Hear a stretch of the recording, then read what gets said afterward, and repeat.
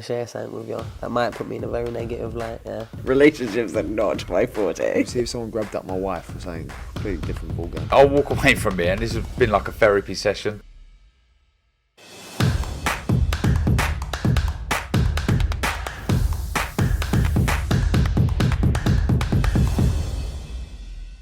Oscar Bevis, IFL TV, proudly sponsored by Velas here in Bolton with my man Izzy Asif. Mate, it's good to see you. How you been, bro? Yeah, I'm good, yeah. Been a few months, hasn't it? But yeah, in a good place, looking forward to our show. Yeah, happy days. Yeah, obviously I came to the one, I can't remember when it was now. Okay, I can't remember. Mate, there's too much going on. I'm drinking Diet Coke and I can't remember. July the 1st? Yeah, I think it was a July show. Obviously you've had one since then. I remember the first one you said you was running around like a blue-ass fly. You were stressed in that. You're about to put on number 3, which I will be at in a couple of weeks. Is it second nature yet? Yeah, you know, it's crazy because we've had a couple of pull-outs and I just seem to be getting used to it because, listen, there's only so much you can stress. It's a tough business. And small old boxing, boxing at any kind of scale is really tough. But you just kind of got to get used to it and expect the unexpected. You know, you just look at what's happened last weekend with the would have been today, wouldn't it? The Eubank-Benn and the Eubank situation. And you know, there's just the nature of the game. Nothing's really expected. It's a freaking strange sport, Oscar, you know, where 2 days before the fight, you don't expect things to change. But in this one, it's hours before. As you know, last show, I lost fighters 3-4 hours before. So I'm just kind of expect the unexpected and ready for what kind of hiccups and dramas we get. But listen, it's the nature of the game and we're ready to take a few challenges on, so let them come. One thing you did say to me off camera earlier that kind of, I'll say stuck with me a little bit, is that small hall promoters have got to stick together. We're at Tom Stalker's first show tonight. Production value's good, a few good fights on. It's a hard business and obviously you are competing against each other in some sense, but you have got to stick together as small hall promoters because you all want the same thing. You want money to be made for the fighters and you want good nights. Yeah, absolutely. Listen, when I first got my licence, Tom Stalker was one of the first ones who stuck by my side and supported me. And when he put his show on, I had no doubt. I said, I'll be there for you, Tom. And so we've got to stick together because it's a hard business. And where you see with a lot of the top promoters, it sometimes don't want to fight each other. Fighters don't want to fight each other. Smaller, we've got to mix it. So the smaller boxers have got to get the fighters fighting each other, putting small, decent fights on because we can't just rely on the big promoters to do the work. We've got to be putting good fighters that got title fights on. And that's what smaller boxing is, hard business. But if you stick together, get fighters fighting each other, you know, none of this, because a lot of the top promotions, because of TV rights, they don't do that. But we as smaller promoters got to stick together, get fighters fighting each other. And let's make exciting fights because boxing's, you know, it's a tough business, and we want to be a top sport in the country, and we're only going to do that by exciting the fans and putting decent fights on and fair fights. And we're in tough financial climate and people are paying a lot of money to come watch boxing, and it's only right to get to see top fights and fights where both fighters want to win and got a lot at stake. And listen, that's the way forward and that's the kind of ethos we're going to carry at GBM Sports. Yeah, and I know of course you'll want to grow and, you know, sky's the limit for where you could be in 5-10 years. When you do, in your eyes, get to the place where you're considered a larger promotion and you're putting on larger shows, I suppose you still got to keep that ethic of good fights and good nights and that, and not let money get the better of everything. Yeah, listen, I'm a boxing fan for number one, so I want to see good fights myself.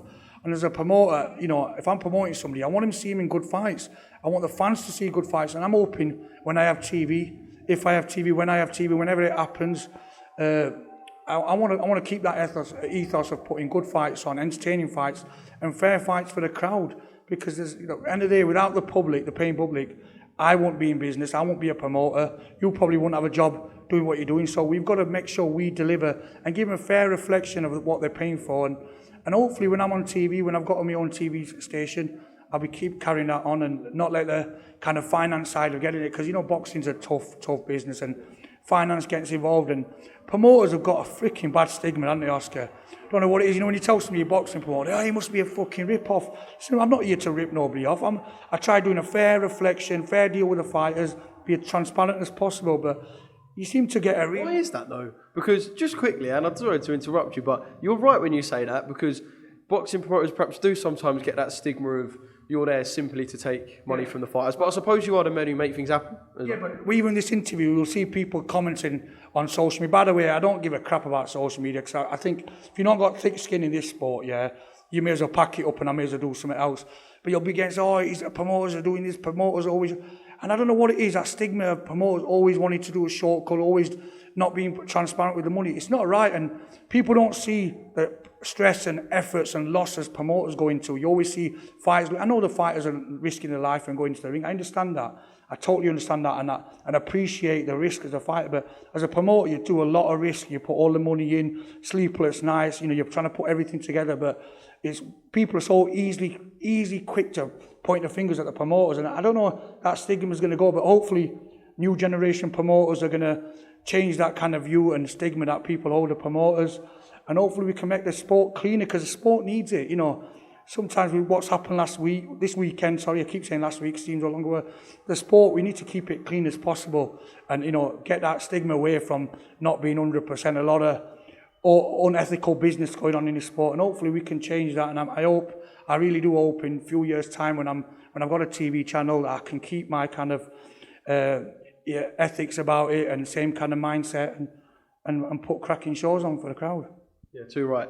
I do have to ask you kind of in a little bit more detail about, of course, the events with Chris Eubank and Conor Benn. Obviously, the eyes of not just boxing fans, kind of the nation. It went so mainstream, this fight. They're on morning TV. Yeah. You know what I mean? Just the Benn and Eubank name, it sells. Everything's perfect, gearing up to probably the biggest British fight of the year, and then you get something like that. I suppose I'll start by saying, what was your initial reaction when you saw that on Wednesday? Probably like the rest of us, just pure shock. I was just absolutely shocked and gutted, because we just didn't need it, did we? Because then you get your normal boxing fans, or not even hardcore boxing fans, starting to question boxing and slagging it off.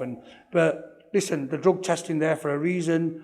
I can't. Look, he's got to have a case to defend himself, hasn't he, Conor? Because I know they found whatever they found in there, but he's got to have a case and he's got to have his reasons, whatever it is. But if he is found clear-cut, he's bang out of order, because this game's a dangerous sport. You know, it's the only sport in the world where you can legally kill somebody. So imagine taking a performance-enhancing drug and doing damage. That's corporate manslaughter. And when he was found in his body, there's no way on earth anybody should have even contemplated putting that fight on, because you're responsible. If you're letting somebody with illegal substances in their body take another opponent on, and something were to happen to that opponent, you could be held for corporate manslaughter. Bang out of order, and it should have never, as soon as that was kind of found, it should have been all off. The British Border Control, fair play to them, they come out and do what they do. But listen, you've got to give him a defence. I don't want to hear start commenting on what's really happened, because there's always two sides to the story, and I think he has the right to defend his name, come out to see what's actually happened, and I hope it just gets cleared up and we can forget about it and move on, and let's have some more big fights in the country. Mate, well said, top man, Izzy. I've got time for your ways. My bro. Thank you very much.